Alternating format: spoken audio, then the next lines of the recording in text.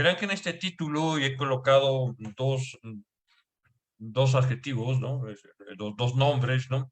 ¿No? Sustentabilidad y sostenibilidad, ¿no? De tal forma que voy a hablar un poco de los retos en la búsqueda de estos aspectos y por supuesto me voy a concentrar en pavimentos asfálticos. Déjeme explicar un poco el asunto de los términos, que es por supuesto importante. Yo en realidad era más afín a este término, sustentabilidad, ¿no? Sin embargo, la definición actual de sustentabilidad pues está más enfocada, tal como está ahí colocado, a tratar de lograr una prosperidad económica sostenida en el tiempo. Es decir, sí, vamos a implementar alguna política pública, sí, vamos a innovar, pero sea lo que vamos a hacer, tenemos que tratar de que en el tiempo lo podamos lograr, que no se quede cortada, y al mismo tiempo, pues cuidar a los sistemas naturales del planeta, ¿no? Que tiene quizás una definición más cercana a la parte de sustentabilidad.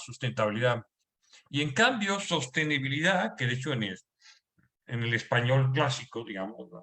La traducción que se acepta de sustainability, que es el término inglés, ¿no? Es este de sostenibilidad, ¿no? En el sentido de satisfacer las necesidades de las generaciones actuales sin comprometer las futuras, que me gusta también, ¿no? La verdad es que en muchos textos en español clásico, ¿no? El término es sostenibilidad. Pero pues por eso a mi charla de hoy he querido titularla con los dos términos, retos hacia el logro de la sustentabilidad y la sostenibilidad. Y así, pues no quedaremos comprometidos con que nos faltara algún aspecto de esto. Ahora, debo prevenir que voy a hablar desde mi perspectiva evidentemente lograda mucho por lo que hago yo en México, finalmente es mi área de influencia en México y un poco por las interacciones que tengo de mis viajes y cursos que suelo dar luego en Latinoamérica, ¿no? Y en otros países del mundo y mi participación muy activa en algunos comités técnicos de la Asociación Mundial de Carreteras. Así que, bueno, es importante tenerlo en cuenta porque finalmente pues tengo una concepción de lo que podemos. Ahora, efectivamente, finalmente este desarrollo sustentable y sostenible es la intersección de esas tres esferas del ser humano, por llamarlo así, ¿no? ¿No? Es decir, el aspecto económico, el aspecto social y el aspecto ambiental. Bueno, este es un diagrama muy utilizado, ¿no? En muchas presentaciones sobre este tipo de temas, pero me parece que hay que tenerlo siempre presente. Es algo que conviene reflexionar y tratar de ahondar en lo posible. Yo lo que voy a hacer ahora es llevarme un poco los retos de este desarrollo hacia el tema de pavimentos asfálticos y en particular mucho hacia las capas asfálticas, pero hacia el pavimento asfáltico en su concepción más general, que voy a tratar de irlo precisando de la mejor manera. Ahora, hay unos retos que están presentes en todos los países, en México muy claros, en México muy claros y quizás con ustedes también. Por ejemplo, el envejecimiento de la infraestructura. Estamos hablando de la infraestructura carretera, ¿no? En México, la infraestructura carretera, pues es un hecho, ¿no? Prácticamente kilómetros nuevos de pavimento que estamos construyendo no son muchos, ¿no? La red mexicana de carreteras pavimentada, vamos a hablar de la red de carreteras pavimentada, anda en el orden de los 50.000 kilómetros de carretera, mucha construida en el siglo XX, ¿no? Yo creo que prácticamente el 90% ha sido construida en el siglo XX, entre 1920, que comenzó la primera carretera, pues, hasta a la actualidad. Pero realmente muchos de los esfuerzos que realizamos en la actualidad en México están en lo que se refiere a la conservación del nivel de servicio que queremos que nuestras carreteras ofrezcan. Y por lo tanto, no podemos evitar que esta infraestructura carretera envejezca. Hay un envejecimiento que la empieza a deteriorar, que la hace más sensible a los efectos ambientales y, por supuesto, a los efectos del tránsito vehicular y a muchos otros. Es algo que es parte de nuestra realidad. Y este envejecimiento se da, ¿no?, en un entorno de disponer de recursos escasa. Quizás en los años 30, 40, estoy hablando de los 1900, pareciera natural que pues, una gran parte de los recursos pues se invirtiesen en el desarrollo de infraestructura. Y ahora, sin embargo, pues es muy difícil ir con la gente política y convencerla de la importancia de la infraestructura carretera y de contar con el mínimo de recursos necesarios para su conservación, para su mantenimiento, en suma, para lo que solemos llamar la preservación, ¿no?, ahora tenemos que pelearnos con muchas otras necesidades de la sociedad, algunos aspectos sociales que reclaman mayor presupuesto. Y el presupuesto siempre es finito, por supuesto, como siempre en todos los países, pero más en los nuestros, ¿no? Y por lo tanto hay que pelear, hay que pelear.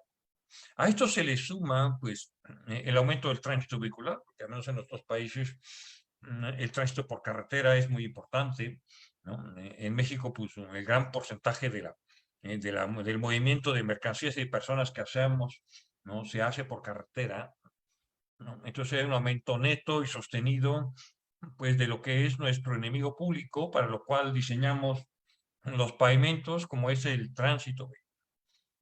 Y además de esto, como si esto no fuera poco, pues tenemos problemas de disponibilidad de asfalto, por muchas razones, ¿no? En parte por cambio de políticas públicas. México, de pasar a ser un país netamente productor y autosuficiente en petróleo y en asfalto, hemos pasado a ser importadores, ¿no? Yo creo que les puedo decir que la mitad del asfalto que utilizamos en México es importado, ¿no? La mayor parte de Estados Unidos, ¿no? Algunos que otros pequeños aspectos que llegan de otros lados, pero básicamente, ¿no?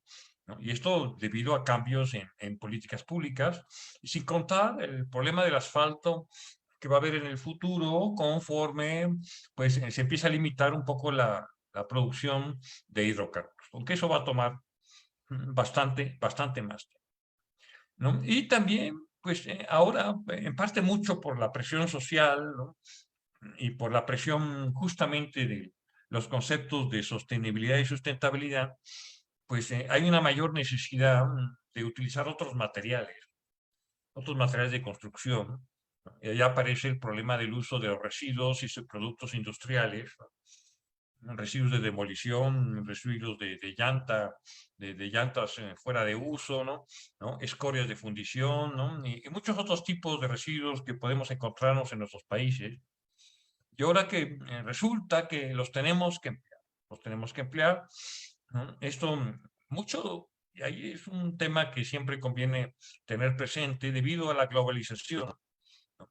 Y la globalización para bien y para mal, ¿no? En el sentido de ser parte de una sociedad global, pero que se ve influenciada por conceptos que convendría preguntarse siempre hasta dónde son pertinentes para atraer a mi país. Y esto hay que hacer la pregunta en el contexto, por supuesto, de cada país. Los cambios demográficos, la población que crece, que envejece también. En México todavía hay una gran proporción de la población joven, entre comillas, contrastando con los europeos, con un porcentaje de convención más viejo, ¿no? Y aparte de eso tenemos el cambio climático. Y ahora cada vez más hablamos a que todo el clima que tenemos ahora no se parece al que teníamos en el pasado y que pues sí, pues complica mucho pues las previsiones y que podemos hacer en el futuro. Y al final tenemos un asunto de la necesidad de una buena gobernanza, es decir, este cúmulo de decisiones que se hacen a nivel gubernamental para lograr el bienestar de nuestras sociedades. Y que menos en México, pues cada vez más, pues tenemos pues, una problemática grave, ¿no? En lograr lo que realmente podemos obtener por una buena, bueno, todo esto que está aquí mencionado, pues son esos elementos, son esos retos, ¿no? a los que yo me refiero, ¿no? Para tratar de cumplir esto que estamos involucrando en los términos de sostenibilidad o sustentabilidad. Pero bueno, espero que nos vayamos entendiendo, aunque a veces utilice más uno u otro, pero estaré tratando de involucrar bueno, estos son los retos. Ahora, ante los retos, pues quizás conviene decir que tenemos problemas. Sí, tenemos problemas, tenemos un deterioro de nuestros pavimentos importante, prematuro, variable. Mucho debido pues, a algunos de los factores que he mencionado, pero sí, ¿no? Más de un país reporta, y ahora hay congresos de carreteras y de resiliencia, ¿no? De manera frecuente por todos lados, ¿no? La preocupación, cada quien en su nivel, cada país en su necesidad la tiene identificada. Entonces pueden ser agrietamientos prematuros, ¿no? Que permitan la filtración del agua, ¿no? Pueden ser deformaciones extremas, estas vías que ven ahí son en Alaska, ¿no? En la parte muy, muy nórdica del planeta, ¿no? Se van deteriorando por pues, estos cambios debidos al deshielo de suelos eternamente congelados, del permafrost, que ya no lo está, ¿no? La elevación pues, de los niveles de los océanos, ¿no? Cambios de temperatura, cambios de precipitación, ¿no? Que resulta que si estamos sumando envejecimiento a estos factores externos climáticos, pues bueno, la verdad es que sí, realmente tenemos problemas. Esta imagen, por ejemplo, de nevadas intensas que en Estados Unidos y Europa empiezan a aparecer, ¿no? Creando problemáticas que a lo mejor antes no existían. Incluso en México, aunque hay ocasiones en el invierno que hay algunas carreteras del país que sí se ven afectadas por alguna nevada intensa, pero ya empiezan a aparecer en el norte, por ejemplo, alrededor de la ciudad de Monterrey, ¿no?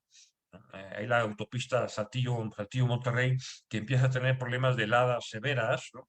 Que era algo que no teníamos en décadas pasadas, ¿no? O sea, yo casi puedo asegurar que en el siglo pasado no era un problema que se presentara. Y resulta que ahora tenemos que estarnos preocupando por tener sal acumulada, ¿no? Como un producto para poder combatir los efectos de las heladas severas. Es decir, técnicas de mantenimiento, ¿no? Invernal. Bueno, cosas nuevas que por supuesto de un lado tienen la problemática que causa, por otro lado pues es una oportunidad siempre de aprendizaje, de adquirir y desarrollar nuevo conocimiento. Ahora, hay otros problemas que son de toda la vida. Hablaré un poquito más de algunas cosas con respecto a estos famosos baches, que no es que podamos decir que estos problemas de baches que suelen aparecer sobre todo en zonas urbanas, ¿no? En México existe, ¿no? Por supuesto, ¿no? Hay una influencia del contexto y del clima y de la calidad de construcción y de materiales y de muchas cosas, pero finalmente es un problema que existe. No podemos decir que se deba a un problema de cambio climático, ¿verdad? Los baches, más bien a una falta de cambio de actitud y una falta de una buena gestión de nuestras vialidades. Esto comentaré un poquito más adelante porque es algo que quiero aprovechar la ocasión para comentar. Ahora, hay problemas, por ejemplo, en el concepto carretera completo, ¿no? Donde es común ya tener deslizamientos de suelo como el que ven ahí, ¿no? Este es una falla, ya no diría yo de corte y terraplén, porque todo se fue.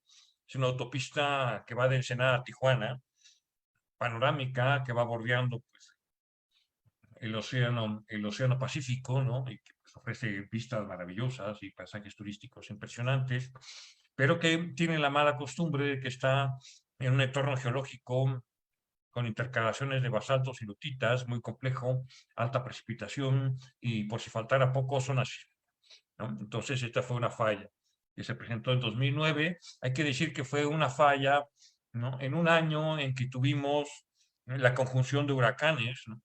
En especial hubo uno del Golfo, ¿no? Y otro por parte del Pacífico, Ingrid y Manuel, que causaron destrozos en toda la infraestructura carretera de, ¿no? Entonces hay temas que realmente, porque además esto involucra pues cantidades de dinero, ¿no?, sumamente importantes, que si no están debidamente consideradas en algún fondo de contingencia, pues nos aprietan mucho, ¿no?, al tratar de atenderla, ¿no?, en una forma adecuada y oportuna, ¿no? Esta imagen que ven aquí pues es, ¿no?, una sección de una carretera que recién pasó en Estados Unidos, ahí por Arizona, donde un flujo de agua externa pues prácticamente cortó la sección estructural del pipe.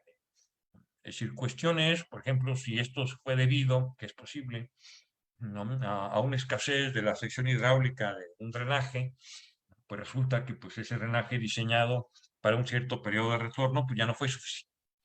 Y si ya no fue suficiente, pues resulta que empezamos a tener este tipo de problemáticas. Esto que ven aquí es una falla pues, de hace unos meses en México también, en la autopista siglo XXI. De hecho, esta foto que ven es la primera falla, falló 2 veces. Se falló, se reparó y volvió a fallar, porque claro, cuando tenemos que intervenir para restablecer un poco la circulación, pues tratamos de hacerlos presurosos y a veces quizás no nos tomamos el tiempo de analizar la problemática y tomar una mejor decisión. Esto literalmente es el pan de cada día ya en México. Todos los años, cada temporada de huracanes, empezamos a tener problemáticas de este tipo, ¿no? Y también muchos otros, porque no todo es debido a grandes precipitaciones, ¿no? También existe el efecto contrario, sequías extremas. En México venimos saliendo en muchas zonas del país de sequías extremas, ¿no?, que en forma coordinada con lo que pasa después, cuando vienen las lluvias, pues crea, pues, opone al suelo o a las capas que constituyen a nuestra estructura de pavimento en condiciones de. Entonces sí, tenemos retos que ya mencioné y está claro que tenemos problemas, ¿no?, que ponen en entredicho esto que queremos lograr. Ahora, voy a estar hablando mucho del pavimento, de pavimento asfáltico, ¿no? Y bueno, este esquema conceptual únicamente para ayudarme, que lo que está ahí enmarcado, esta zona, es como si fuera ahí nuestra frontera de nuestra región termodinámica, ¿no?, que vamos a estudiar, ¿no? Este es el pavimento como tal, ¿no? Es cierto que pues está inmerso en terraplenes, en cortes, ¿no? Aquí podemos tener problemas de mecánica de rocas, hay problemas de drenaje, ¿no? Voy a hablar de pavimento como esta zona que está aquí involucrada. Esta es mi condición de frontera, ¿no? Donde realmente pues nos enfocamos. ¿Pero de qué estás llorando, Nani? No, les pido si apagan su micrófono para que no tengamos el ruido de fondo, por favor. Bueno, muy bien, ¿no? Entonces, esto es importante decir porque siempre hay un debate entre los ingenieros de vialidades, qué es el pavimento y qué capas incluyen.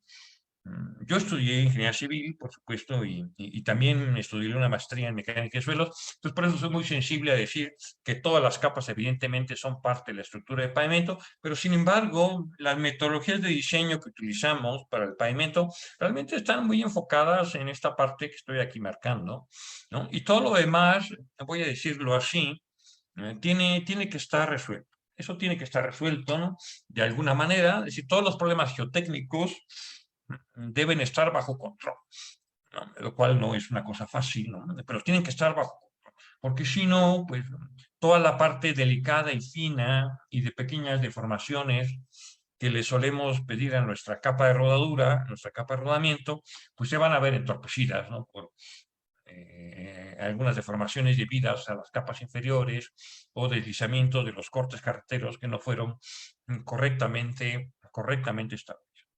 Ahora, bueno, enfocándome entonces en la estructura de pavimento, que aquí está, ¿no?, con todas sus capas, ¿no? Aquí están sus capas. Es importante tener en cuenta que, ¿no?, en esta búsqueda de sostenibilidad y sustentabilidad, ¿no?, el pavimento pasa la responsabilidad de su desempeño, ¿no?, al trabajo conjunto de todas las capas, ¿no? Si bien todas son importantes en el equipo, ¿verdad?, como un equipo de fútbol, ¿no? Todas son importantes en el equipo, todas en su justa medida y entendiendo de qué forma contribuyen o no pueden contribuir a esta búsqueda de sostenibilidad y sustentabilidad que queremos en nuestro. Claro que estamos dando esta charla para la Asociación Boliviana del Asfalto. Voy a enfocar más en el tema del asfalto, pero fíjense que incluso aquí a escala, pues el asfalto, estos centímetros superiores, que en una vía de altas especificaciones pues representa un alto porcentaje del costo, ¿no?, de la vía, pero cuya durabilidad depende en realidad del comportamiento de todo lo demás, ¿no?, de todo lo demás, incluyendo el drenaje.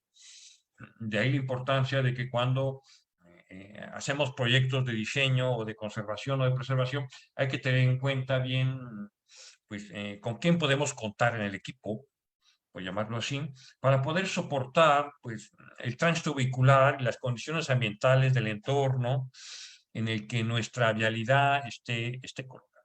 A mí me gusta decir que un pavimento pues, es una estructura de ingeniería civil constituida por capas de materiales seleccionados. En realidad cada capa tiene una función, como lo acabo de mencionar, pero de forma que en su conjunto pues el pavimento cumpla con una función adecuada, una función que está relacionada a los usuarios de la carretera, que son vehículos de carga y personas, movilidad de mercancías, ¿no? ¿No? Diseñadas adecuadamente para el tránsito real y para el entorno climático necesario y adecuado y pronosticado con el mejor de los modelos, por llamarlo así, porque al final la función final de mi pavimento pues es contribuir a la movilidad de la economía de un país. O sea, debe contribuir de la mejor manera a la distribución de la riqueza de mi país. Esto hay que tenerlo en cuenta. Porque ya cuando vamos a la parte muy específica del análisis estructural, ¿no?, de un pavimento, pues sí, tenemos a nuestro pavimento, ya sabemos que hay que pronosticar en forma adecuada el tránsito vehicular, ¿no?, contar con los materiales necesarios, y aquí este es un tema, ¿no?, con los materiales necesarios adecuados en la búsqueda de la sustentabilidad, tomar, por supuesto, el efecto del clima. Este esquema que ven ahí es la forma en que trabajan las metodologías más recientes de diseño estructural de pavimentos, que se suelen llamar mecanicistas o empírico-mecanicistas, que también en México utilizamos, ¿no? Y en donde pues calculamos en la sección estructural pues los niveles de esfuerzo y de formación apropiados en puntos críticos y predecimos la respuesta para poder estimar en el futuro cómo se presenta la acumulación de los daños, ¿no?, y los deterioros que van a estar involucrados. Porque al final de cuentas, pues los deterioros pues siempre van a estar presentes, ¿no? Hay esfuerzos para tener pavimentos que llamamos perpetuos, que suena mucho como un eslogan, como publicidad, ¿no?, de decir esto es para siempre, ¿no?, cuando en realidad pues esto va de la mano con el interés de las políticas públicas para la preservación de la red carretera, de la cual seamos responsables, ¿no? Entonces esto es importante. Y además estamos ahora pidiendo en carreteras de alto desempeño estándares. Estos que ven ahí son los típicos que ahora le estamos pidiendo a los pavimentos, ¿no?, empezando por el IRI, por supuesto, el Índice de Regularidad Internacional, la profundidad de rodera, deterioros, macrotextura, fricción y deflexiones, que hacemos mucho ahora con el flexómetro de impacto, que antes lo hacíamos con la viga Winkelmann, que todavía lo podemos hacer, por supuesto, ¿no? Todos esos estándares los tenemos que cumplir dentro de la zona de estudio, dentro de la zona de interés, ¿no? Y sí, hay muchos aspectos en los cuales nos tenemos que fijar para tener y lograr estos conceptos de sustentabilidad, sostenibilidad, de los cuales ahora es muy común estar hablando, pero que realmente es muy difícil lograr. Déjeme entonces, con estos antecedentes, dar algunos criterios, algunas guías, llámenle recomendaciones, ¿no?, para ir identificando aquellos aspectos en los que pues, conviene ir trabajando, ¿no? Todos los países tienen que hacerlo de forma individual. El esfuerzo es personal, ¿no?, de cada país, de cada región, ¿no? Por supuesto, se inspira y observa lo que dicen otros, pero como todo en la vida, pues la decisión la toma uno, ¿no? Uno puede pedir opiniones, pero nuestras decisiones, pues lo son así. Y así tiene que ser con el país. Un criterio número uno, que es el más evidente, pues utilice materiales durables, ¿no? O sea, quiere usted una sección estructural que se comporta en forma adecuada a nivel de deterioro, de ir y etcétera, etcétera, cualquier estándar en el tiempo, utilice materiales durables. Ahora, es más fácil decirlo luego que hacerlo. Y bueno, en México lo que pasó fue que en algún momento, sobre todo a través de la Asociación Mexicana del Asfalto, ¿no? Y por eso felicito que en Bolivia exista ya una Asociación Boliviana del Asfalto, ¿no? Esta asociación permitió agrupar, y agrupa, porque estamos cumpliendo 25 años en México, agrupa pues a todos los miembros de la cadena de valor de la industria del asfalto, privados, públicos, a todos. Nació con un enfoque netamente técnico y cuando eso apareció, me tocó ser parte de unas mesas directivas que tratábamos de mejorar la forma de diseñar una mezcla asfáltica. De hecho, este protocolo nació pensando en eso, en mezclas asfálticas, ¿no? En admitir que de algún modo la forma en que veníamos trabajando, sobre todo para los niveles de tránsito que ahora tenemos en México, quizás no era la más adecuada. Y por supuesto estamos muy inspirados por lo que veíamos en Estados Unidos principalmente, porque finalmente, como solemos decir en México está lejos de Dios y cerca de los Estados Unidos, ¿no? Estamos muy influenciados por ellos, ¿no? ¿No? Y muy tempranito, desde que los americanos empezaron a desarrollar toda la metodología SuperPay, pues en México empezaron a aparecer laboratorios privados, porque al menos en México muchos inicios de la innovación nace por iniciativas privadas, ¿no? Que después se van convirtiendo en práctica. Y entonces al final conformamos lo que se conoce como el protocolo para el diseño de mezclas asfálticas de alto desempeño, el protocolo AMAC, que fue publicado en su versión inicial pues en el 2008 y que ahora, años después, hay que decir que eso nos tomó más de 10 años, ya es parte de la normativa oficial, ¿no? ¿No? En la normativa que edita en México, pues la Secretaría de Comunicaciones y Transportes. Y bueno, esto está ilustrado, los niveles de diseño, en esta forma piramidal, la pirámide mexicana que le llaman algunos, ¿no? Con nivel 1, 2, 3, 4, que depende mucho al menos así lo planteamos, ¿no? De pues, los niveles de tránsito vehicular, por ejemplo, ¿no? Un poco para vender la idea, pues pusimos que nivel 1 pues tenía que ser pues hasta 1 millón de ejes equivalentes acumulados, ¿no? ¿No? El nivel 2 pues hasta 10 millones, molo dinámico hasta 30 millones de ejes equivalentes, ¿no? Y el nivel 4 arriba de 30 millones de ejes equivalentes acumulados en el carril de diseño. Por supuesto, estamos hablando de los ex equivalentes típicos en nuestros países, de 8.2 toneladas, que es sencillo dual. Déjenme decirles que en México prácticamente toda la red carretera federal tiene más de 25 millones de ex equivalentes acumulados y para los niveles altos es muy fácil tener más de 100 millones de ex equivalentes. Otra vez, esto que comento se está influenciado por pues, la experiencia en México, ¿no? Muy debido a esta intensidad de tránsito vehicular que es la que ¿no? Y así nacieron estos niveles 1, 2, 3, 4, que correspondieron incluso a temas de investigación y a otros aspectos que conviene ir trabajando, ¿no? Por supuesto. Ahí los retos de una asociación del asfalto como la boliviana, pues son grandes, ¿no? En el nivel 1, pues, por ejemplo, sí conviene mencionarlos, porque son aspectos donde, ¿no? Los grupos involucrados o interesados en cada país, pues tienen que trabajar, ¿no? Y seguramente lo hacen, ¿no? También con ustedes, ¿no? En lo que es caracterización de materiales, ¿no? Estamos hablando de los agregados pétreos, ¿verdad? Todo lo que le pedimos a los agregados pétreos, al asfalto, diseño volumétrico con compactor giratorio, pruebas de susceptibilidad de la humedad. En el nivel 2, ese nivel 1, aquí lo interesante es que mientras más subimos en nivel, si llegamos a nivel 2, pues necesitamos cumplir el nivel anterior. Entonces, el nivel 2 es el nivel 1 más una prueba adicional de susceptibilidad de deformación permanente. Déjenme contarles que en realidad el protocolo AMAC este de alto desempeño nació como una variante un poco extendida de un intento inicial de incorporar en la normativa mexicana algún ensayo que midiera la susceptibilidad a la deformación. Y mucho se hablaba pues, en ese momento pues, de la rueda cargada española o de la rueda de Hamburgo. Decir, oye, estaría muy bien que tuviéramos ese ensayo en la normativa. El grupo de trabajo que se constituyó, pues en realidad fue más allá. Esto fue contribución de todos, ¿no? Para poder llegar a constituir, pues, toda esta secuencia de fases de diseño importante. El nivel 3 pues, involucraba módulo dinámico ya, más todo lo anterior.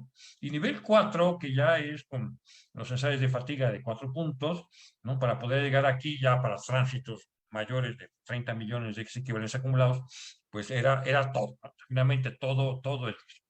¿No? Y bueno, esto llevó a muchas cosas, que son de los retos también que las asociaciones técnicas se tienen que comprometer. Por ejemplo, capacitación, implementar la investigación, ¿no? Crear un programa de laboratorios, ¿no? Nosotros implementamos todo un programa de interlaboratorios para certificación en áreas de asfalto, de regados, de mezclas asfálticas, ¿no? Incluso creamos un curso y examen de certificación en diseño de mezclas asfálticas y se desarrollaron pues una serie de herramientas como videos de capacitación y otros, cursos intensos y permanentes, ¿no? Intensos y permanentes para tratar de que esta metodología que en ese entonces estábamos iniciando, pues pudiera permear a todo el país. Esto ha llevado tiempo y lo sigue llevando porque nada se hace en un momento, ¿no? Todo lleva su tiempo y en todo tenemos que trabajar, ¿no? De hecho, pues la Asociación Mexicana del Asfalto pues, se ha subdividido en eso, en comités técnicos, para tratar de abordar con la gente interesada pues cada uno de estos aspectos e incluso cada uno de los aspectos involucrados en cada nivel de diseños del protocolo. Y esto que nació para mezclas asfálticas en caliente de granometría densa, porque para esto nació, pues se ha ido por la necesidad y por las exigencias que hay ahora de los contratos de alto desempeño,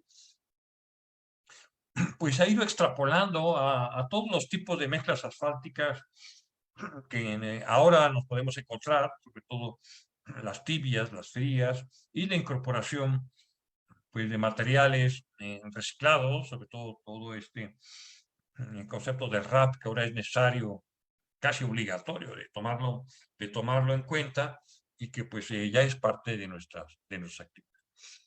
En el nivel 1, además, los retos, pues, se trata de encontrar agregados pétreos que cumplan con desgaste de Los Ángeles, ensayo de microdeval, equivalente a arena, azul de metileno, por supuesto, granometría, forma de la partícula, partículas largas y aplanadas, son rotura, intemperismo acelerado, es decir, al puro agregado pétreo que constituye la mayor parte en masa de la mezcla asfáltica, le pedimos una gran cantidad de parámetros que a lo mejor naturalmente no se encuentran, ¿no?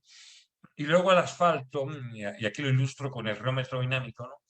En México ahora ya los asfaltos, todos se caracterizan por su grado PG, inspirado por supuesto en la metodología Super P, es decir, por grado de desempeño.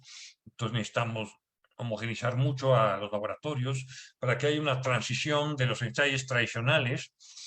En México la transición se dio muy rápida, porque pues se pasó mucho. Incluso a mí, cuando empecé a trabajar en esto hace 26 años, el ensayo de penetración ya no estaba vigente, pero sí estaba el ensayo por viscosidad, ¿no? Cuando clasificábamos por viscosidad, y ahora pues tenemos un gran número de laboratorios privados y públicos que tienen sus parámetros dinámicos para estos fines.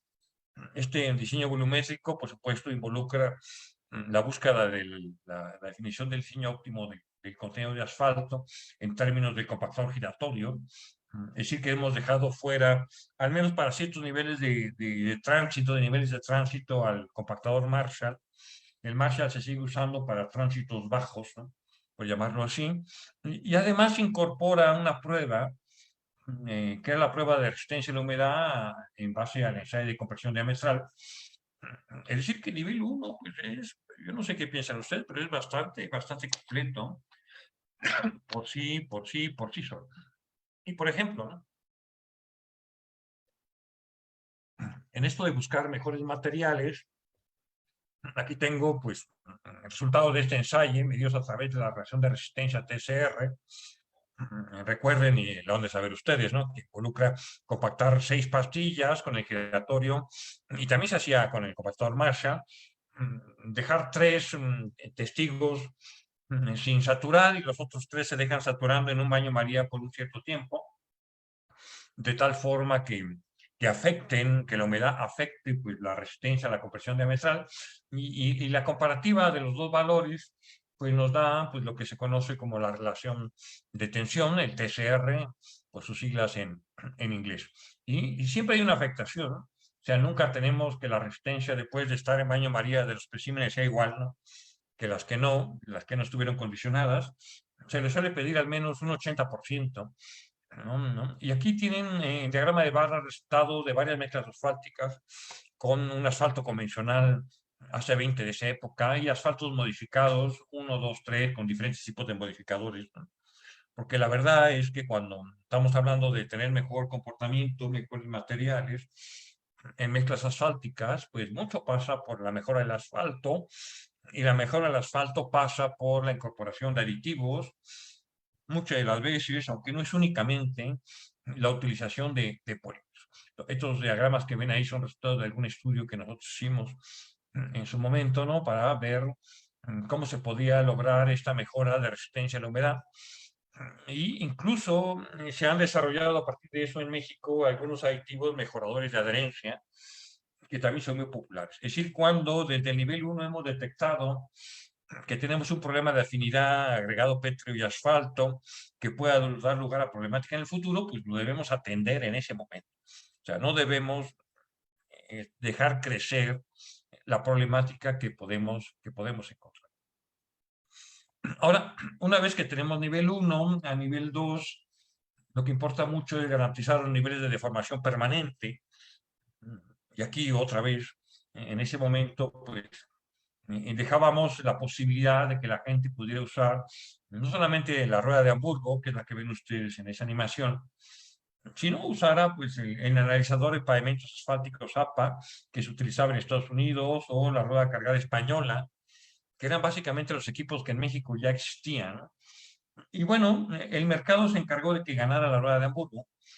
Entonces ya para tránsitos importantes, que aquí aparecen más de 10 millones de equivalentes o más, pues se pide que pues, tras 20.000 repeticiones, la huella de la deformación permanente que se produce no sea mayor a 10 milímetros, ¿no? Estos especímenes que están saturados a una cierta temperatura de prueba, ¿no? Este nivel de deformación se puso primero en el nivel porque era el aspecto que más nos preocupaba en ese entonces, dado el entorno mexicano, por eso la importancia de estar en el contexto claro de que nuestro país es más importante. En el contexto mexicano, el nivel de carga sin duda es lo más importante, y se empezaba a sumar los problemas de altas temperaturas o de más días en el año con temperaturas.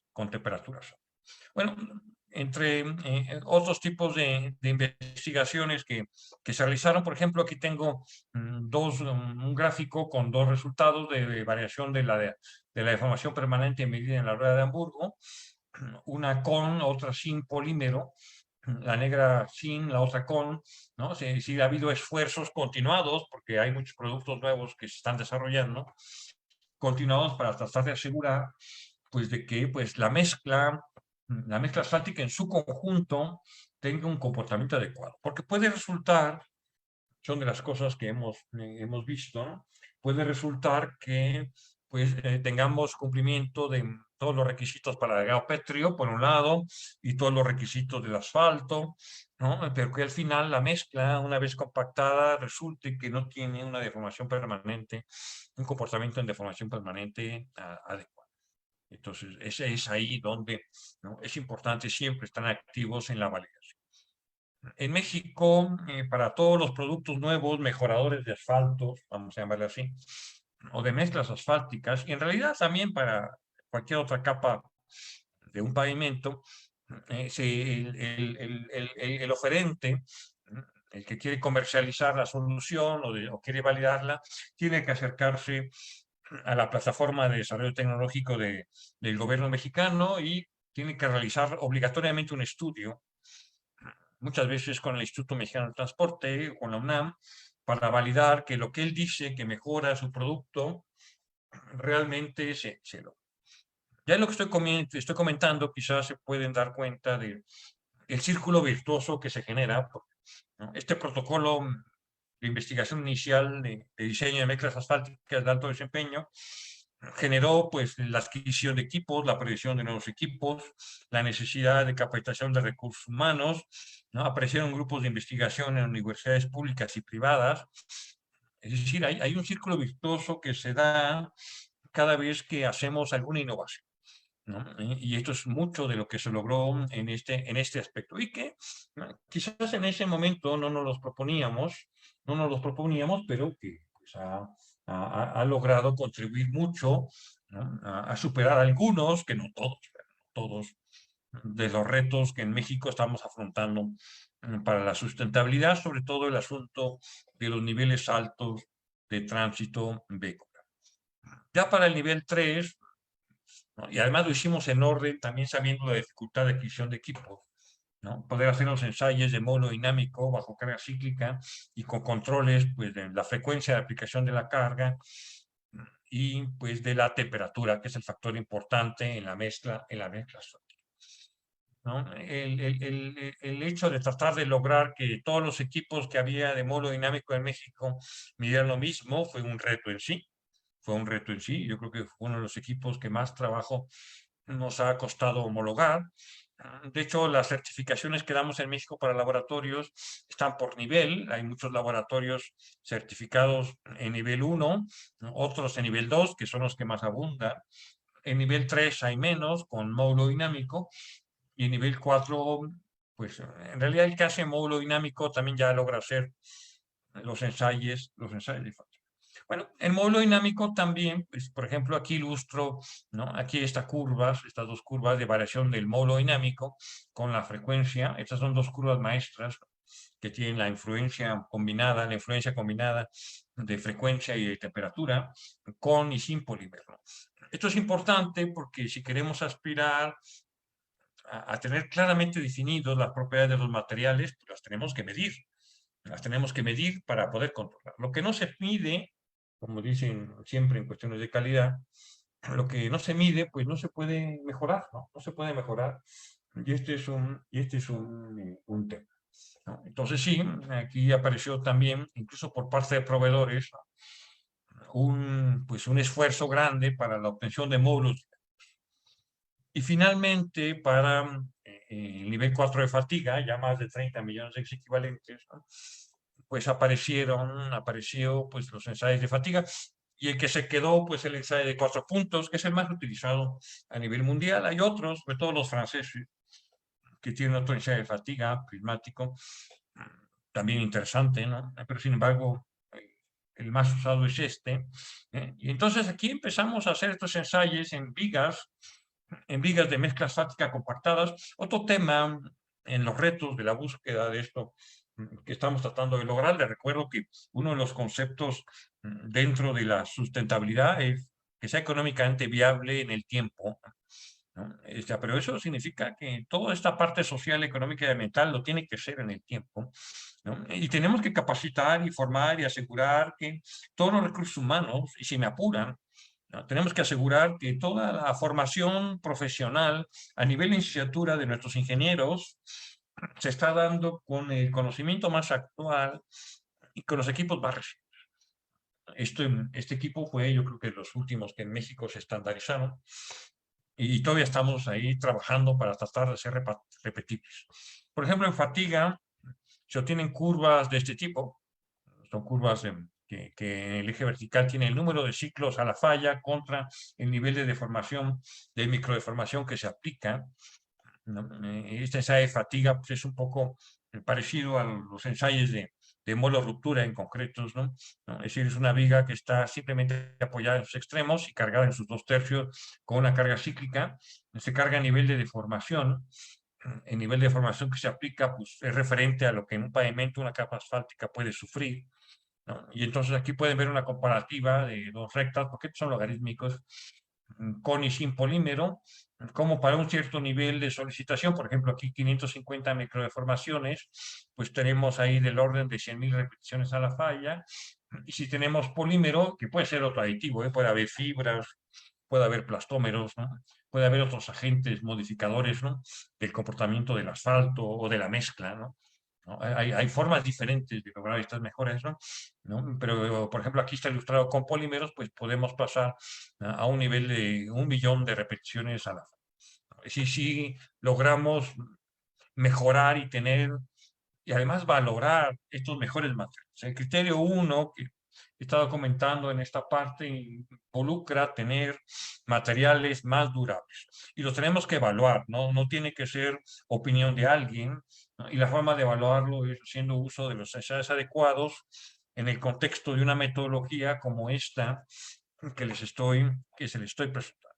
Ahora incluso, debo decir que en su momento la gente del Instituto del Asfalto en Estados Unidos nos decía que habíamos logrado integrar todos los ensayos antes que ellos, y es apenas que en Estados Unidos, a través del ENCA, están publicitando su metodología balanceada, ¿no? Es decir, que hay un equilibrio entre deformación permanente y agrietamiento por fatiga. Bueno, eso es algo que en México ya tiene rato que lo estamos haciendo, ¿no? De alguna forma, ¿no? Ahora, todo esto además, no nos hemos quedado ahí, ¿no? Tengan en cuenta que cada aspecto que menciono es un grupo de trabajo, es un tema de investigación, o sea, es trabajo para toda la gente involucrada en alguna parte de la cadena de valor de nuestra industria, ¿verdad? Entonces, por supuesto, lo llevamos a un diseño mecanicista, apoyados también por lo que hacíamos en el IMT, en Instituto Mecánico Transporte, pues desarrollamos una herramienta de diseño mecanicista donde a cada capa la caracterizábamos por algún módulo adecuado, las capas asfálticas por módulo dinámico y, por supuesto, con los módulos resilientes para las capas de suelos compactados y bases granulares. También módulos resilientes o elásticos para el caso de bases estabilizadas con asfalto, con cemento o con lo que sea, ¿no? Entonces tenemos el juego completo, es decir, la metodología de diseño no está aislada, ¿no? O la medición del agregado Petro no está aislado, sino todo tiene un sentido lógico para poder llegar a una valoración correcta del diseño mecanicista de PAC. Claro que esto, contestando un poco, ¿no? El uso, que en México es menos, pero que existe, de la metodología ASHTO 93, ¿no? ¿No? Y digo menos porque en México ya hay una metodología del Instituto de Ingeniería de la UNAM que era, podemos decir, también mecanicista desde los años 80, ¿no? ¿No? Y bueno, la metodología ASHTO se usaba siempre como punto de comparación, sin llegar realmente a utilizar. Ahora, en este contexto, por ejemplo, surge esta pregunta, ¿no? ¿Qué hacemos con los residuos y subproductos industriales? O sea, si alguien quiere meter plásticos o quiere meter pellets de una fibra, de un tapete, de la fabricación de un automóvil o de un avión, o si quiere meter RAP, ¿no? O sea, residuo reciclado de las mismas capas asfálticas, o quiere usar residuos de construcción, ¿no? En México se está presentando mucho la coyuntura, por ejemplo, ya está la normativa en Ciudad de México, donde es obligatorio que todos los productos de demolición de edificaciones tienen que ir a patios de separación y que esos elementos separados, ¿no? Estamos hablando del concreto, del acero, ¿no? Estamos hablando de la madera, ¿no? La mampostería, todo se tiene que utilizar como un nuevo insumo en construcciones nuevas. Y aquí, pues, ¿qué hacemos con los residuos? Pues les aplicamos el protocolo. Todos los mismos ensayos que se han desarrollado pueden servir para evaluar en forma racional, vamos a decirlo así, cualquier producto, un subproducto que queramos utilizar. Hay una guía en la que en su momento me tocó también participar, que está publicada por la Asociación Mundial de Carreteras, que es la que ven ustedes ahí, para promover el uso óptimo de materiales locales. Y los materiales locales, en parte, son materiales locales naturales, de los bancos de préstamo que tenemos ahí al lado, pero también mucho es a los tipos de residuos y subproductos industriales que se usan en muchos países. Entonces ya de entrada es muy útil que pudieran ustedes revisar este tipo de publicación. Muy bien, ahora mi segunda recomendación, por decirlo así, mi segunda recomendación es midan las cargas del tránsito vehicular. ¿Para qué diseñamos el pavimento? Para un tránsito vehicular. Pero resulta que, pues, al menos en México, estos vehículos de carga van frecuentemente sobrecargados, o sea, más allá del límite que marca la normatividad. Esto en México es particular y tiene que ver, aunque la sobrecarga existe y estoy seguro existe en todos los países, ¿no? Porque me ha costado hablar con muchos colegas del asunto, ¿no? En México está muy influenciado por el comercio que tenemos con Estados Unidos, ¿no? Que es de frontera a frontera, y que es por vía carretera, ¿no? Y entonces las cargas y el movimiento que se da al interior del país realmente es muy intenso. Y por eso aquí el criterio 2 es midan las cargas. Nosotros hemos estado midiendo con estaciones de pesaje dinámicos, con estos WIM, Weight in Motion, ¿no? A lo largo del país en los últimos 14 años, ¿no? Porque había una preocupación natural en tratar de cuantificar este efecto, ¿no? De un tiempo para acá, nosotros nos preocupamos con mi grupo de trabajo para estar trazando estas distribuciones de frecuencias, ¿no? El eje vertical es el porcentaje de veces, es un histograma, ¿verdad? Un histograma tomando como entrada pues a los datos de pesaje de cada tipo de eje, de cada vehículo que circula sobre un punto de medición, sobre una estación de pesaje en una carretera. Y además lo hacemos en forma móvil, ¿no? Ya lo dejamos unos días y así nos estamos moviendo de punto en punto para poder tener datos que logren alimentar de mejor manera nuestras metodologías de diseño. Porque hay que reconocer que si el enemigo público número uno para el diseño de pavimentos es el tránsito vehicular, es como si dijéramos que en edificación que no conocemos la carga viva o la carga muerta, ¿no? ¿No? Podemos debatir sobre la carga sísmica o el efecto del viento, ¿no? Pero no sobre la carga muerta, ¿no? Y no sobre la carga viva. Bueno, ¿no? En un pavimento no puede ser que estemos debatiendo sobre cuál es la carga real, cuando la carga real la podemos medir.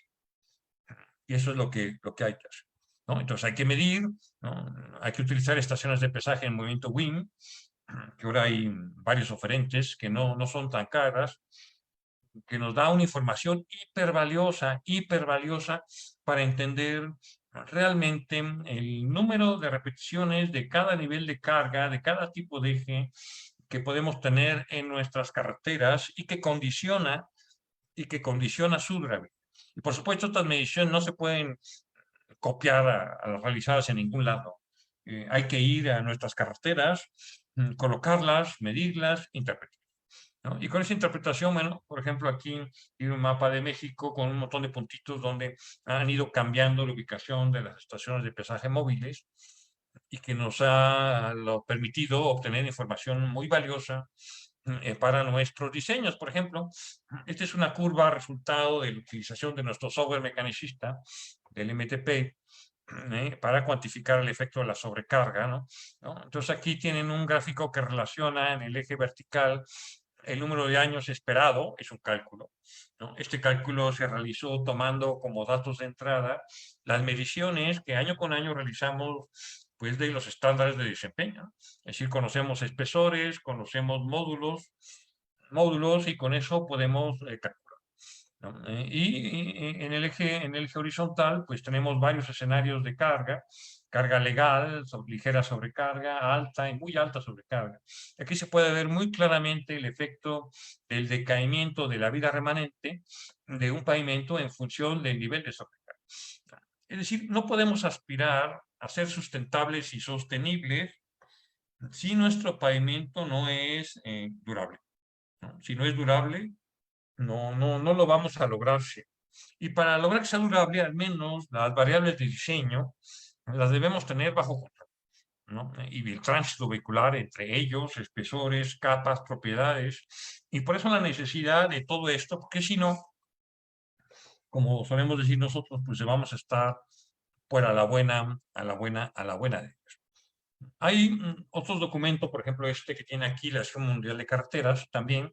Todos esos documentos, recuerden que son de acceso libre. Tienen que entrar a la página de PIAR piar.org y crear una cuenta, tienen que crear una cuenta que es gratuita y pueden descargar todos los documentos, información, memorias de congresos, videos que están disponibles, entre ellos estos relacionados con sobrecarga, y solo para poner de manifiesto que esto existe en todos los países, pero que si no lo mido, pues no lo voy a poder controlar. Ahí está. Criterio número 3, que va con esta parte más climática, ¿no? Anticipa los escenarios climáticos. Porque sí, ya todos tenemos claro que pues, la temperatura está aumentando a nivel del agua en los mares, que hay zonas donde llueve más, donde llueve menos, donde hay más nieve, hay menos nieve, más viento, menos viento, más incendios. Ahora estamos viendo muy incendio, pero derivados de una combinación no lineal, ¿no? De muchos factores. Pero esto hay que anticiparlo. Es decir, hay un esfuerzo que cada país tiene que hacer para lograr esto. En México lo realizan muchas dependencias, ¿no? Lo realiza, por ejemplo, el Instituto Nacional de Ecología, lo realiza el Instituto de Investigaciones Meteorológicas de la UNAM, lo realiza el Instituto de Cambio Climático, el Centro de Cambio Climático del país, ¿no? Donde hay estudios teóricos y prácticos para tratar de estimar a futuro. Por ejemplo, este gráfico que ven ahí son de estimaciones de CO2 que puede haber en escenarios climáticos diversos en muchas regiones de México, ¿no? Y que aquí están calculados hasta el año 2100, pero incluso hay escenarios a futuro también estimados. Es decir, tenemos que tener una buena estimación, ¿no? No nada más, ¿no? Improvisada o de forma empírica, porque si nos están diciendo que hay un efecto del cambio climático, o lo que es peor, que nos tenemos que adaptar a la parte climática de lo que está sucediendo, pues tenemos que estudiar. Entonces hay que definir escenarios climáticos. Por ejemplo, esta gráfica de la parte superior es cómo se incrementa para una cierta región Jalisco, ¿no? La temperatura promedio, ¿no? A lo largo del tiempo hasta el año 2080.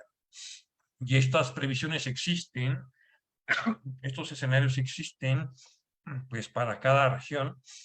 Esto es en temperatura, y por ejemplo, aquí tenemos otra variación en la misma región para cuestiones de precipitación, donde en general en México, y estas son las tendencias y en nuestros escenarios climáticos, aunque claro que puede variar para cada región, ¿no? Las temperaturas tienden a incrementarse en todo el país, unas zonas más que otras, y las lluvias en promedio empiezan a disminuir.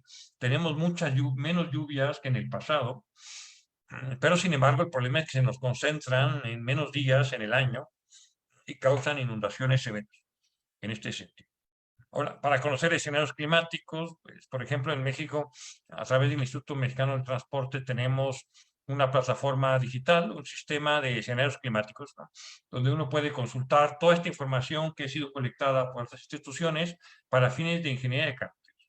Entonces podemos saber pues, el incremento por región, ¿no? De temperaturas, de precipitación, en promedio, en extremo, ¿no? Para escenarios de corto plazo, para escenarios de largo plazo, y también incluso podemos aprovechar para tener una clasificación del grado de asfalto PG que requerimos en cada región del país. Y pues esto lo tenemos que conocer, ¿no? Hay publicaciones, también aquí les recomiendo esta otra, también de la Asociación Mundial de Carreteras, que también me tocó participar en este comité técnico de terracerías en su momento, donde la anticipación o cómo podemos anticipar el impacto del cambio climático, ¿no? En nuestras carreteras, e incluso aquí muy enfocado, ¿ya? A todos los trabajos de terracerías, ¿no?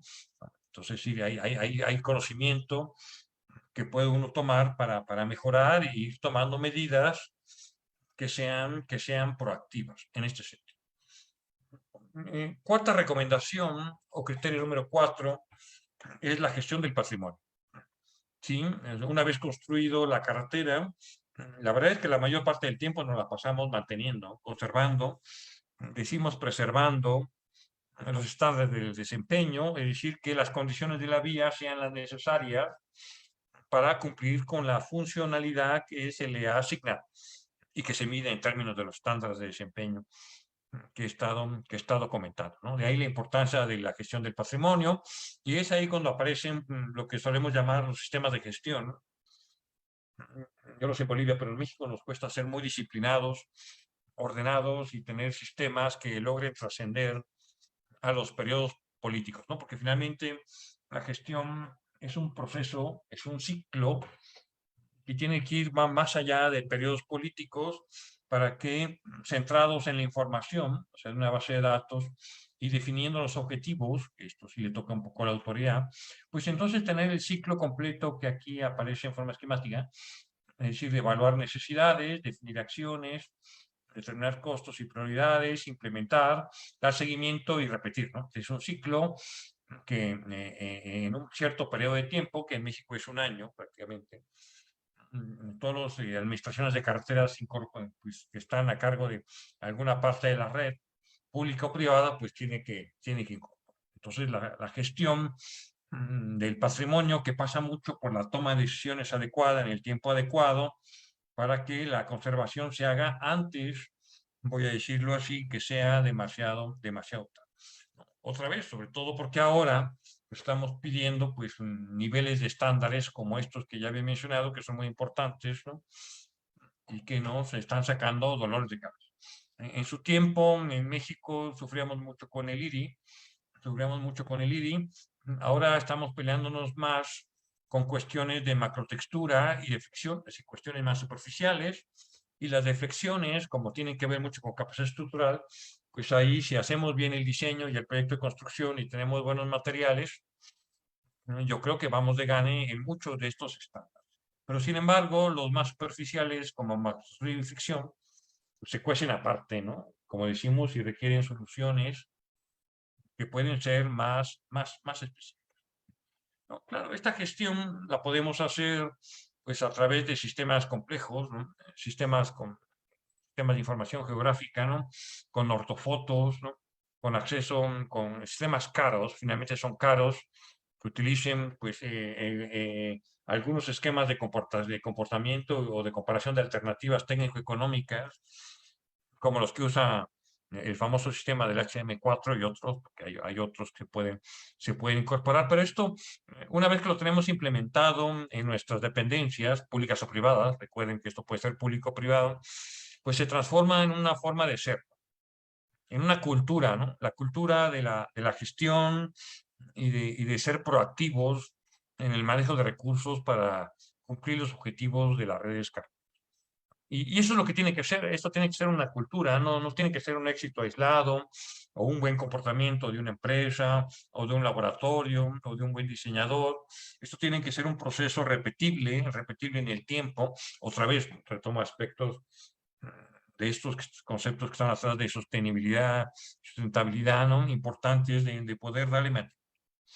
En México sufrimos cada cambio de administración para ponernos de acuerdo, ¿no? Con la base de datos que debe alimentar a toda la toma de decisiones en un momento oportuno y quién la debe administrar. Sin embargo, ¿no? La Red Federal de Carreteras tiene un sistema de gestión que ha operado en las últimas decenas de una forma aceptable y que se ha ido mejorando con la incorporación de algunas herramientas informáticas, es decir, de innovación, ¿verdad? Que nos permite mejorar un poco nuestra toma de decisiones. Ahora, en este tema de decisiones, pues se puede incorporar también pues, soluciones para pavimentación ecológica en materiales sostenibles. Aquí es una publicación reciente de hace 2 años del Comité Técnico sobre Pavimentos, en que también estuve involucrado, ¿no? Que publica PIAR, ¿no? Recomendable sobre qué tipo de materiales ecológicos se están utilizando ahora. Claro que habla mucho de RAP y habla mucho de mezclas tibias y habla mucho de emulsiones asfálticas, de este tipo de soluciones que ya tenemos ahora muy a la mano, ¿no? Al menos en México ya son fórmulas posibles que podemos emplear. ¿Ah? Otra vez, esto responde mucho a la posibilidad de utilizar estas soluciones a las necesidades de cada país y en cada país de cada región. Y, por ejemplo, hace poco la revista Obras, que se publica mucho en México, sacó un número especial dedicado a los baches como problemática infinita que no se puede solucionar, ¿no? Yo hice una contribución que apareció por ahí en alguna editorial, sobre todo para reflexionar, hablando del punto de vista de la gestión y la toma de decisiones oportunas, de la génesis de un bache, y sobre todo pensando en la génesis de cómo se origina en las realidades urbanas, pensando en un entorno urbano. Y es que inicialmente en este entorno urbano, pues tenemos el pavimento nuevo. Siempre hay un día en que el pavimento está nuevo, ¿no? Y que se ve muy bien, ¿no? Hasta el señalamiento se ve muy bien, ¿no? La durabilidad en el tiempo, pues va a depender mucho de los aspectos que mencioné yo en los protocolos de diseño, ¿no?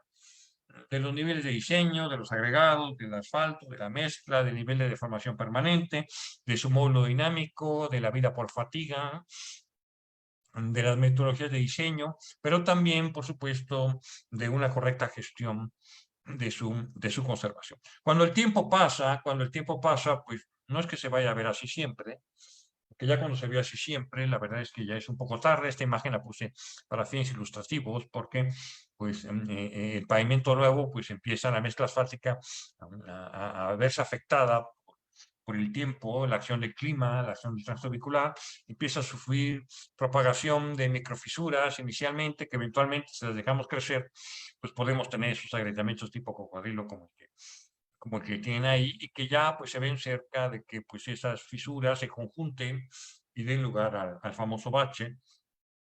Pero en zonas urbanas hay un aspecto adicional que he observado siempre, y es que cuando empieza la época de lluvias, se ve espuma en las ciudades. No sé si ustedes lo han percibido por su experiencia en donde ustedes viven, pero en las ciudades mexicanas, y también lo he constatado en las españolas y en algunas de Estados Unidos, cuando empieza a llover, se ve una espuma. Se ve una espuma que desaparece a los días de que la lluvia continúa, ¿no? ¿No? Y esta espuma, en realidad, pues es una especie de solución química que se forma por los agentes contaminantes que se han ido depositando en la vialidad, ¿no? O sea, hidrocarburos y materiales pesados. En Ciudad de México, por ejemplo, hay estudios que demuestran claramente la acumulación de materiales pesados en techos, en banquetas, en calles. Y bueno, es esa mezcla, esa solución química que da lugar a esa espuma que vemos, y que si toma o se encuentra con que el pavimento ya tiene un cierto nivel de fisuración adecuado que permite la conexión entre ellos, pues es cuando de repente el bache aparece. Y por eso es que cuando aparece una época de lluvias, ¿no? Al día, a los 2 días incluso, ¿no? De que empieza a llover, claro, después de un periodo de secas, aparecen baches por todos lados, ¿no? Y no es por todos lados, aparecen en aquellos puntos en donde dejamos que el deterioro se acumula, ¿no? Una solución, por supuesto, para que no haya baches es tenemos que cuidar todo lo demás de materiales dudables, hay que cuidar el tránsito vehicular, pero también a nivel de las ciudades, si barremos las calles y eliminamos este polvo que se va acumulando en el tiempo, es decir, si barremos las calles como un, un concepto más, ¿no? ¿No? Pues yo creo que podemos limitar mucho la aparición de baches en las ciudades, ¿no? Este es un tópico que nada más quería mencionar de forma anecdótica, pero que es verdadero, que es verdadero.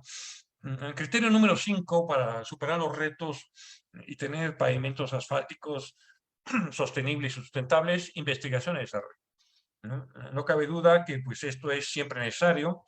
Requerimos tener centros de investigación. Estas imágenes que ven ahí son del simulador de vehículos pesados del Instituto Mexicano de Transporte, ¿no? Pero pues hay simuladores también en la UNAM, y hay monitoreo de tramos que se hacen por parte de dependencias públicas y privadas.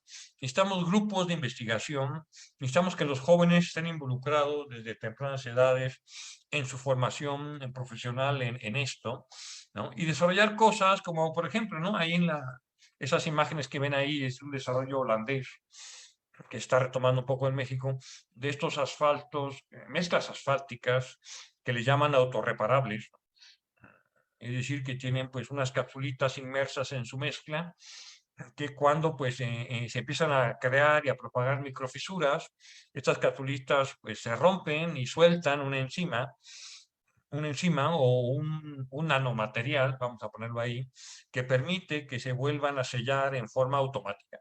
Es decir, que no las dejen crecer más allá de un cierto nivel. Esto yo no sé si en México vaya a funcionar, porque con los niveles de tránsito que tenemos, yo creo que en cuanto aparece una microfisura, al poco tiempo ya es una macrofisura y no va a haber forma de sellarlo de esta manera. Pero sí podemos dar tratamientos superficiales oportunos que pues, nos permitan tener un nivel de impermeabilidad, o sea, de protección superficial adecuada y de tomar en esos milímetros más superficiales, como hacemos con las capas tipo SMA o microaglomerados, pues una especie de escudo que resista de primera mano pues, los niveles de cortante que transmiten esas interfaces entre las llantas de los vehículos de carga y el pavimento. En México, por ejemplo, en la MAC, la Asociación Mexicana del Asfalto, dentro de las cosas que se están probando, incluso en tramos de prueba, que se hacen de una forma coordinada, tratamos, no crean que somos luego tan exitosos. Ahorita mucho el tema está en reciclado y mezclas tibias. Entonces, por ahí hay 3 o 4 tramos que, bueno, ya pronto se publicará un poco cómo nos fue, ¿no? Tratando de utilizar estas técnicas de reciclado con mezclas tibias, o sea, mezclando lo difícil de dos mundos, ¿no? Debo decir que en Ciudad de México, por ejemplo, por ley, todas las mezclas asfálticas que se usen en la ciudad deben ser mezclas tibias. Ahora, una cosa es lo que diga la ley, por supuesto, sí se están haciendo, pero pues hay un aprendizaje, ¿no? Una curva de aprendizaje que hay que superar, ¿no? Y eso lleva tiempo, ¿no?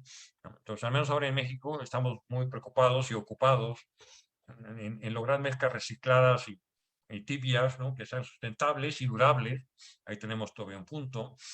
En los últimos años pues, estamos usando mucho asfalto espumado, ¿no? Una técnica que ya tiene sus años, ¿no? Y que había nacido en Alemania y que yo sé que pues, en países como Chile se utiliza mucho y en Brasil, ¿no?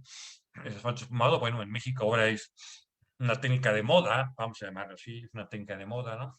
Lo está utilizando mucho, entonces hay varios tramos de prueba y capacitación y cursos y ensayos y diseñadores y capacitación que se está llevando a cabo. Y quizás donde más hay más desarrollos es en temas de tratamientos superficiales, ¿no? Ya no solamente es un sello, ¿no? Un riesgo de sello, ¿no? Ahora hay que slurries, que de este tipo, que microaglomerados, que microcarpetas, que SMA, ¿no? ¿No? Es que Fox Hills, ¿no? ¿No? Hay un gran número de tratamientos superficiales que nos pueden ayudar en estos aspectos de una correcta gestión de la preservación. Yo creo que los temas para los cuales a mí me suelen consultar luego son la gente de concesiones privadas, en donde tienen problemas de microtextura, de macrotextura y de elección de un buen tratamiento superficial. Y para esto se requiere un tramo de pruebas y otra vez se requiere conocimiento y capacitación y compromiso.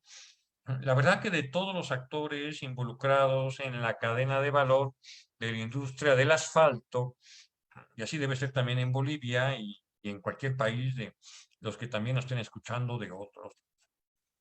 Como otro criterio 6, hay que darle chamba a los políticos.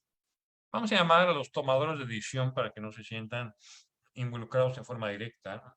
Es decir, necesitamos políticas públicas claras, comprometidas, para lograr tener o lograr extender al menos la vida de los pavimentos y de lo posible de todos los activos carreteros. Porque en realidad la gestión moderna no solamente trata de pavimentos, sino trata pues de los cortes, de los terraplenes, de los túneles, de las estructuras de retención, ¿no? Trata de las estructuras de drenaje, del señalamiento vial, horizontal, del vertical, ¿no? O sea, de todos los elementos que cuestan dinero y que son activos por lo mismo y que para los cuales nos importa maximizar los beneficios, ¿no? O sea, finalmente es un asunto de maximización de relación beneficio-costo, ¿no? Y para eso, pues bueno, por ejemplo, hay esta publicación que también la recomiendo, también es gratuita, del Foro Internacional del Transporte.